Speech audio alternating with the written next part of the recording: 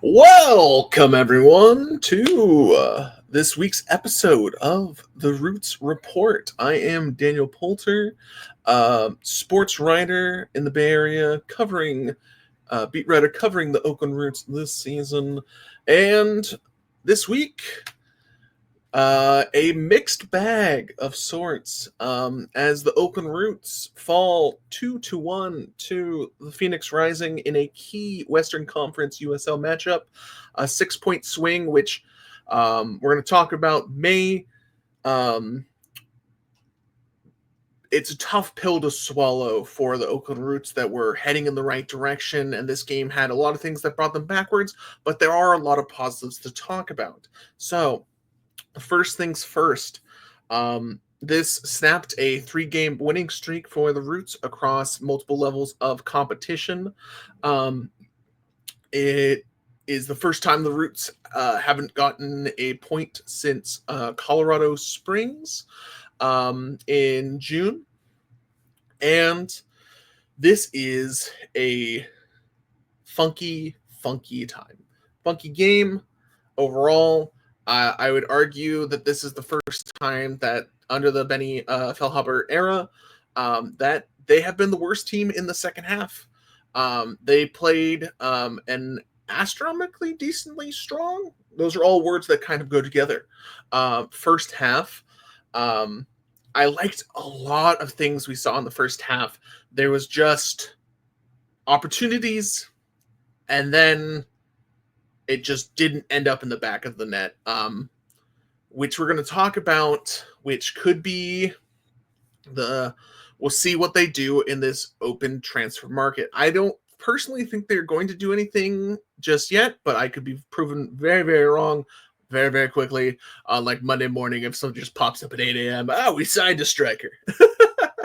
But the Oakland Roots, no points this week. But you could argue that they probably should have.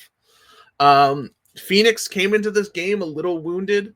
They had only won a few of their games. Let me see if I can bring up the graphic for myself here so I can see. Phoenix in their past 4 games in USL play only had 1 win, 1 draw, and they were on a 2-game losing streak. They were coming in. It was game played at the Oakland Coliseum. And this was an opportunity for the Roots to assert themselves into the playoff discussion, plant their flag officially that they are truly a playoff team. We think they could be a playoff team, but we do not know that this team is going to be a playoff. Still in the USL, it is very generous. 8 of the 12 teams do make the playoffs. So even though Oakland lost this week and are 10th place in the Western Conference, it is still incredibly viable. There's still 14 games left for the Roots to snag a playoff spot. The dreams of a home playoff game are getting more evaporating as we move through. But luckily for the Roots, on a positive side, all the teams around them kind of lost. Colorado Springs lost to Louisville last week. They had a bye. Orange County lost to Monterey Bay 2-1. Lexington drew with Miami FC. Las Vegas lost 4-3 with Tulsa, which was a wild game. Tulsa went up 2 goals. Vegas answers back. Johnny Rodriguez did have a goal, which is going to be a theme of former Roots scoring. We'll get back to that soon with Phoenix.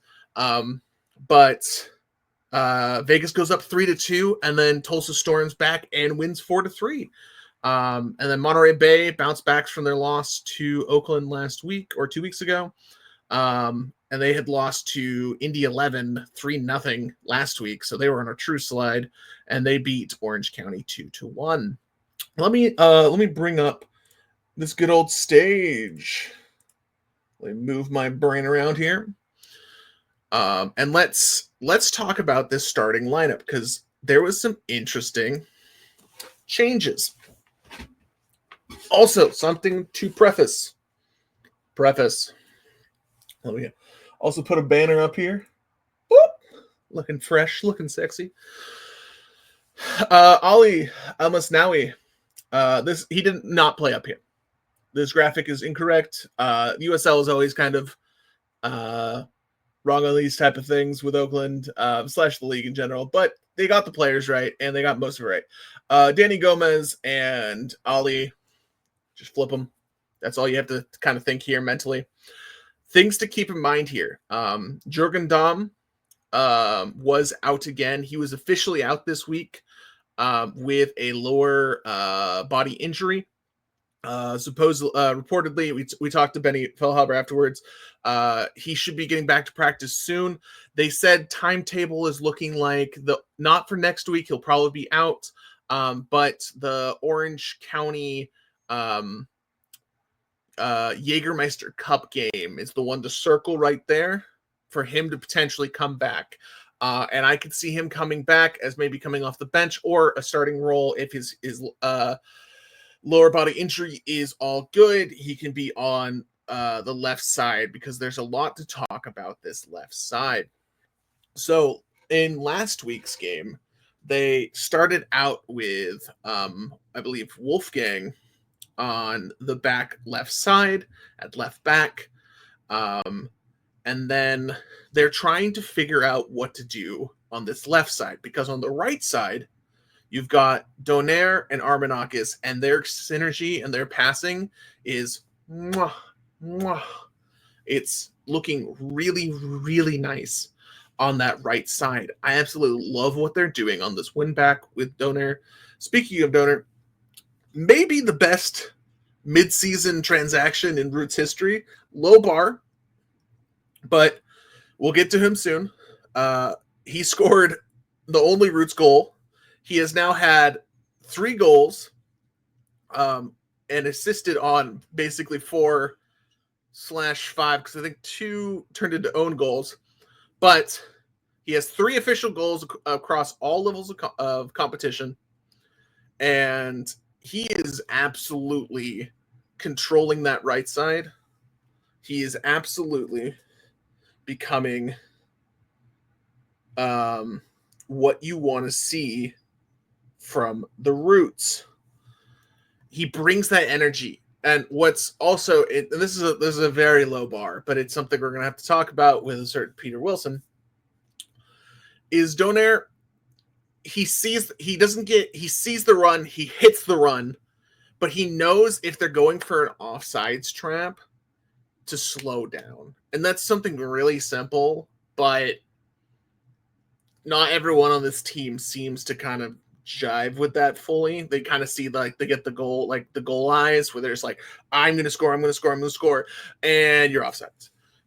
The too many opportunities have been wasted over the last few weeks of people running off sides when a smart IQ play allows you not to do that. And Doner was fabulous last night at that. Him, by far, he has been life-changing. Him and Armenakis have been really, really nice. I love Panos on the right side with him.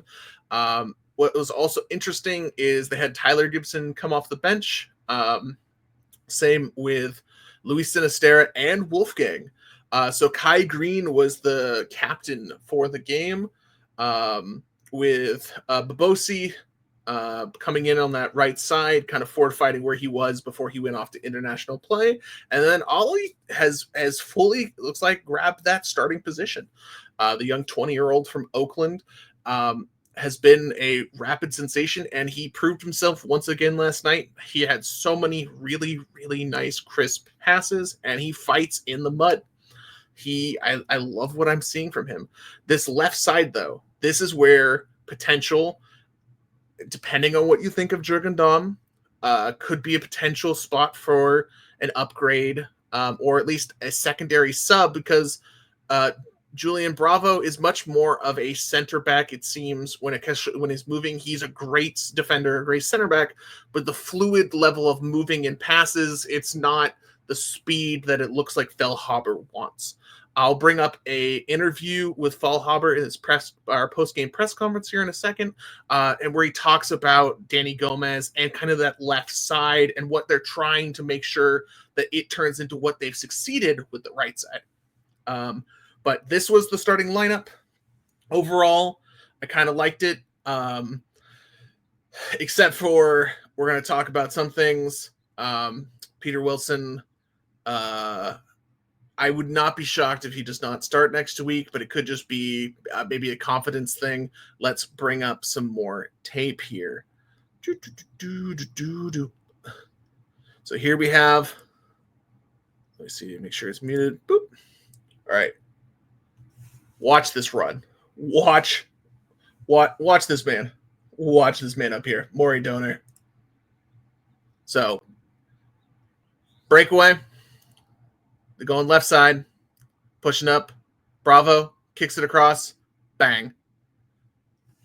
He's just always kind of in the right spot. Was that the sexiest goal you were ever going to see? Oh, no. Not even astronomically close. But he put his he got foot to ball in the box, and he got an opportunity, and he has consistently been rewarded for taking these chances and these opportunities. Let me see if I can find. Here's the frustration that we got going on here. And this happened, I'm not exaggerating, from the press box. There was at least 5 or 6 times, and I don't know. I don't think it's something like the yips or anything. I'm not sure what's not. And it could just be that striker is the last thing in this system that needs to be figured out, kind of like as it's always the hardest thing to do.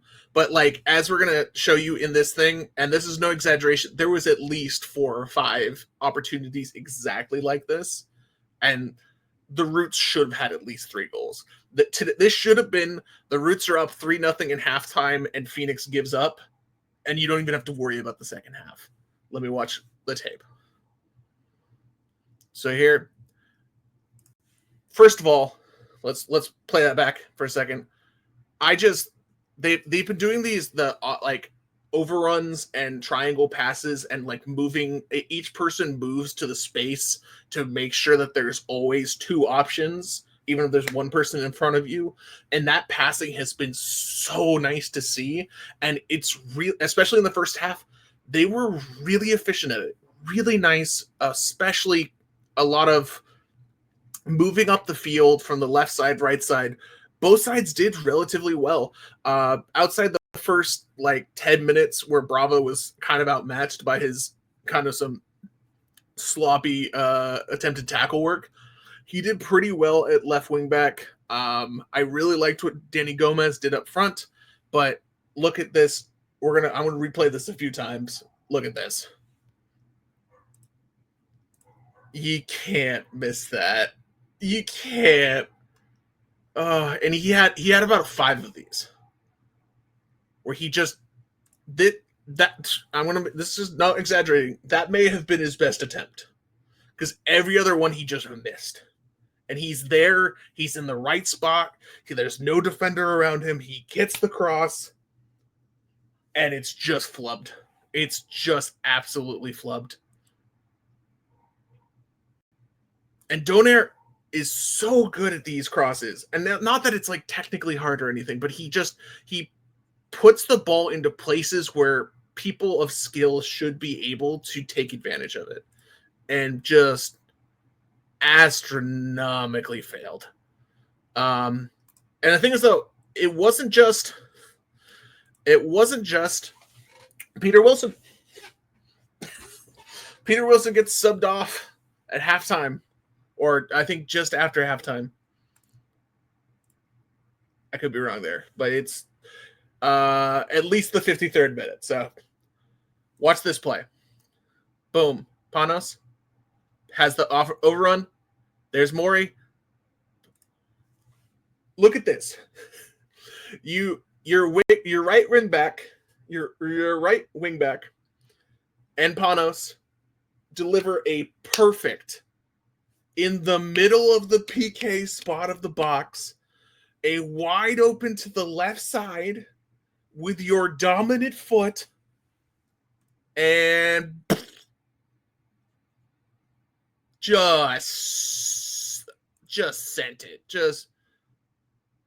I don't know if it's the curse of the black mosaic jerseys or what's going on.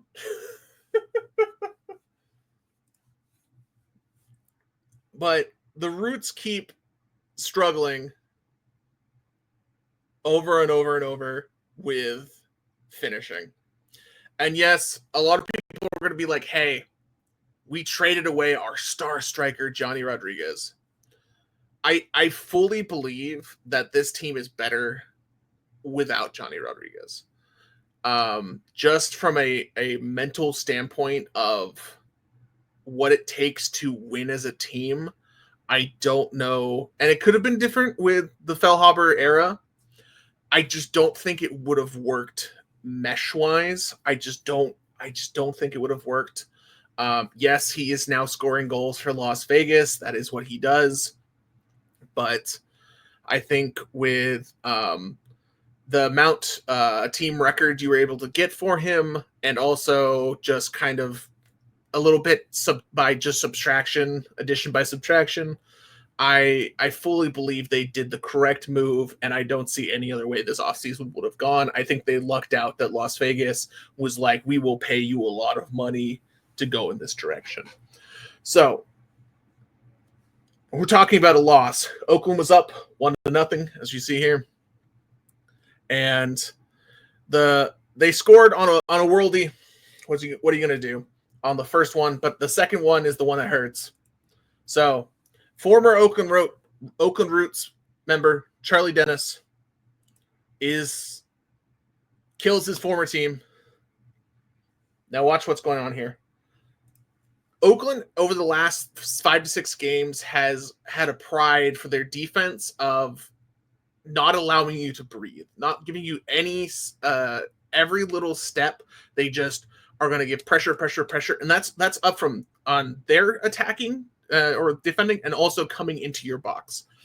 In this play especially, it seems like they were a lot more laxed when they really shouldn't have been, which seems like one of those things where they kind of maybe put so much effort into trying to get those goals earlier that they mentally just kind of went. But let's check it out. So here, first thing, there's a lot of players here just kind of allowed to do things. There's not a lot of pressure being put on them. They're kind of just let them play with the ball. That's not really how they've wanted to play. And he also threw 1, 2, 3, 4, 5, 6 players, squeaks this ball, and I see what Kendall is doing here.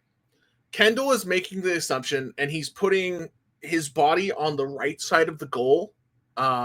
Him looking out right side, our left, because he's assuming that there is 6 bodies in between this ball.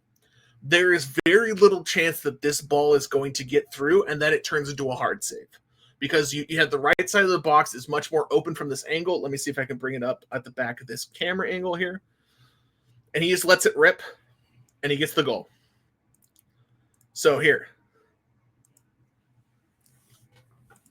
Let's see if I can. So here. The left side of this goal, I don't know why I'm putting this in front of the camera details, but the left side of this goal is way more open, and it's way much more of a that's what he needs to be protecting in this moment, where in a goalkeeper's positioning brain, if it gets through those 6 players, like, you're expecting a deflection. Like, the chances of it actually getting through are relatively small. And if it does, it's probably going wide. And this is one of the few chances where he just guddles that. He just weaves it, and still Kendall had a decent shot at getting it. And a lot of people have been criticizing Kendall online, or maybe he's too short, or that he's not the correct in goal. And I 100% disagree. I think this season you would be in last place if it wasn't for Kendall McIntosh. He has more clean sheets than the Roots had all of last season at the halfway point. He is one of the top save getters in all of the USL. He's also one of the smarter players, and he's a true veteran. Yes, do you wish he was a couple inches taller? Sure. Is he not like Giannis Antetokounmpo? He's not gigantic. He's not Raphael Spiegel. I will ride with him as far as he will take this team. Oakland kid, yeah. I'm full team Kendall. And I don't think that is on him at all. I think that's a lot of just, hey, he shouldn't have been able to get to that shot opportunity off in the first place before that happened. Let's go over here to the good old Fat Mob. So things to keep in mind that were encouraging. 19 touches in the game in the opposing box. Let's see what it is the first half. 13 first half touches in the opposing box. Oakland should have had at least 3 goals, and I think their average the average expected goal was like 1.6. That sounds roughly about right. I think they should have gotten 3. Probably 2 is minimum. Office, like at least the one Peter Wilson opportunity I showed you. But let me see if I can bring up Benny post game. This is him talking about Danny Gomez. Sorry for the breathing. I'm working on it.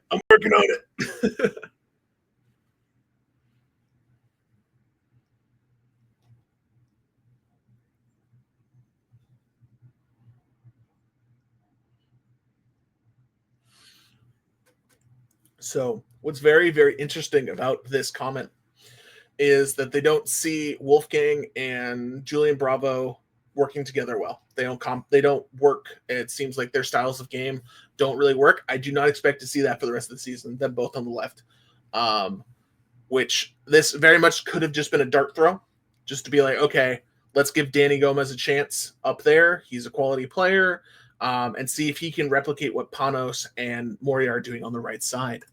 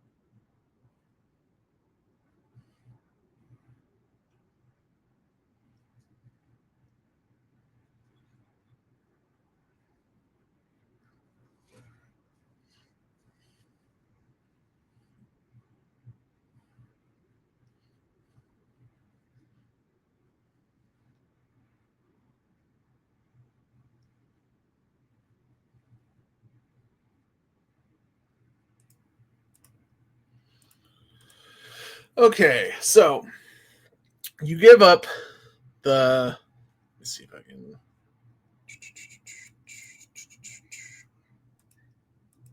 Whoop, we throwing down, brothers. Let me make myself a little smaller. So, Phoenix takes the 2-1 victory. A really unfortunate game where if the Oakland Roots had won, it would have been their first ever 4-game winning streak, which is interesting to see. We'll see if they can bring that off later in the season. But let's go to the Western Conference. So the West is still wild. The West is a mess. The West is truly just the crab shack, the crab barrel. But the Roots next week are versus Loudoun. Loudoun is third place. Loudoun would be tied for first place in the West. Loudoun is going to be hot. Loudoun is going to be sticky. I do not expect them to have a good result against Loudoun. Loudoun is a team you can kind of draw out. It's a team that let's go back up and look at Loudoun. They give up goals. They are not like Louisville or Charleston or Pittsburgh, for that matter, that will hold it to very little goals. You can score on Loudoun, but Loudoun is going to score on you. I fully expect this to be my prediction already, a 1-1 draw. This seems to be a game that if you can come out of it with 1 point, you're really happy. But looking back at the Western Conference here, Colorado Springs still in last place with 15. The Roots are tied for 10th place with Orange County, a team they will see in 2 weeks for Jägermeister Elimination Day, where the Roots, I think, have to have 6 or 7 results go their way, where they are eliminated from first place. But if they win and then every other team at 6 or 7 points loses in regulation, they can maybe move on. I don't expect it to happen, but it could be a good motivational builder. Las Vegas here. These are the teams the Roots are chasing. Las Vegas is in 8th place in the Western Conference. And they're only 1 point ahead of you. When the Roots were up 1-0 on Phoenix, they had jumped up to 7th place before Monterey Bay had won their game. So the West is still in play. There's 14 games left.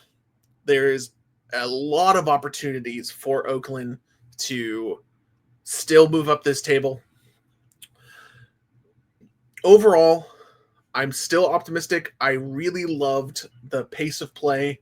The passing was really nice. Morey Doner may win Player of the Year for the Roots at this rate. Like, he's going crazy. But these are the games that you need to get some points out of. Let's go to next week's games. There's some key ones to circle if you're an Oakland Roots fan. First up, I'll move to the bottom of the table here. Sacramento versus Lexington. Sacramento, actually, speaking of things, after starting awfully, Sacramento is back to 4th. Look at Sacramento go. Roots play them in, I believe, a few weeks. I think it's either 3 or 4 up in Sacramento, and that will be a crazy environment. I'm going to try and see if I can make my way up there for that game. It's going to be really, really good. Overall, not too shabby. But back to the games. This is a big game. You're hoping for a draw, or worst case, you just accept Sacramento may win, and you see what happens. Other important games, bottom of the table, Crab Bucket, Orange County versus Las Vegas. This is a rough game. I believe it's in Orange County, where you don't want either team really to win. If you're the Roots, if Las Vegas wins, you're guaranteed you will not, even with a surprise win over Loudoun, you will not gain access to the playoffs, but 3 points to 3 points. And if Orange County wins, they have less games played than you, so that could be a tough one. You kind of want one of these two teams to kind of just die off quietly, and you hope that they disappear into the night. It's more likely to be Orange County than Las Vegas, but you never know with these types of teams. Heavyweight battle, FC Tulsa versus Louisville. You're rooting for the top team in the East, Louisville. and Charleston. Louisville versus Tulsa. If Louisville wins, it's a good time. If Tulsa wins, that's points that you wish didn't end up on the Western Conference side of the table. Next up, you got Birmingham versus Colorado Springs. I believe this is also in Birmingham, so it's going to be hot and sticky for Colorado Springs. This kind of reeks of a 1-0 snooze fest or a 0-0 tie. I could be wrong, but the other key match is on Wednesday night. FC Tulsa is playing Monterey Bay. This is one of those ones where you hope Tulsa has looked like a top 4 team all season. You kind of hope that Tulsa gets that win and keeps Monterey Bay back towards the Roots, so it's a team the Roots can potentially jump over. But the Roots are versus Loudoun. It's going to be a warm, I believe, 7 o'clock. These are this is so it'll be 7 o'clock East Coast time. Let's do some Googling. Where you at? Yeah, Virginia. I thought it was Virginia. I wasn't crazy. I'm not crazy. But let's look back at these stats before I let you guys go for the day. The big thing was here. Let's look at this first half. 5 total shots for 1 going off the post, which doesn't count as a shot on target, but that's a shot on target to me. Whatever. Total shots 5. Roots 7, 1 on goal, 2 big chances. Weird time for the first half, and then I'm gonna flip to the second half. It is going to be a night and day difference. 3 shots on goal, 3 total shots, all made it on frame. Roots had only 2 shots.